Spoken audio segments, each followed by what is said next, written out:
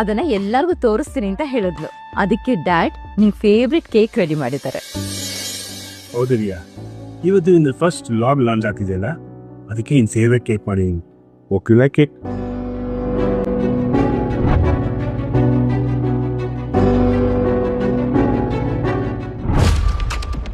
ರಿಯಾ, ಅಪ್ಪ ಅಮ್ಮ ನಿನ್ನ ಎಮೋಷ್ನಲ್ ವಿಡಿಯೋ ನೋಡಬಾರ್ದು ಅಂದರೆ ನಾನು 5 ಕೌಂಟ್ ಮಾಡೋಷ್ಟರಲ್ಲಿ ನೀನು ಆ ಕೇಕ್ ಚೆನ್ನಾಗಿಲ್ಲ ಅಂತ ಹೇಳಬೇಕು.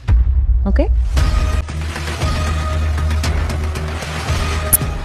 ರಿಯಾ, ಅಮ್ಮ ಈ ಕೇಕ್ ನಿನ್ನ ಫೇವ್ರೆಟ್ ಅಂತ ಹೇಳೋದು, ತಿಂದು ಹೇಗಿದೆ ಅಂತ ಹೇಳ್ಬಿಟ್ಟ?